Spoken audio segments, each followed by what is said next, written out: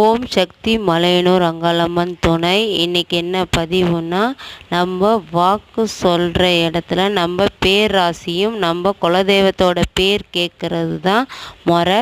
எப்பயுமே அவங்க அது ஏன் கேட்குறாங்கன்னு உங்களுக்கு தெரியாதுல்ல. ஏன் கேட்குறாங்கன்னா, அப்போ தான் உன் பேரில் உள்ள நட்சத்திரம் ராசி அந்த பேரை வச்சு எப்படி இருப்பீங்க என்ன ஏதுன்னு சொல்லிடுவாங்க. அதே போல் நம்மளோட குலதெய்வம், நம்ம குலதெய்வத்தோட ஏதாவது குறை இருக்கா, இல்லை ஏன் எங்கள் வீட்டில் எப்பயுமே கஷ்டமே இருக்குது, என் குலதெய்வம் எங்கள் வீட்டில் இருக்கா இல்லையான்னு சொல்லுங்கம்மா அப்படின்னு சொல்லுவாங்க. அப்போது உன் குலதெய்வம் ஏதாவது குறையோடு நிற்கிதுன்னா அதுக்கு இந்தமாரி பரிகாரம் பண்ணுங்க, இந்தமாரி செய்யுங்க அப்படின்னு சொன்னாங்கன்னா அந்த பரிகாரத்தை நம்ம செஞ்சிடணும். செஞ்சால் தான் நம்ம குலதெய்வம் நம்ம வாசலில் நிற்கும், நம்ம குலதெய்வம் நம்ம வீட்டில் இருக்கும்.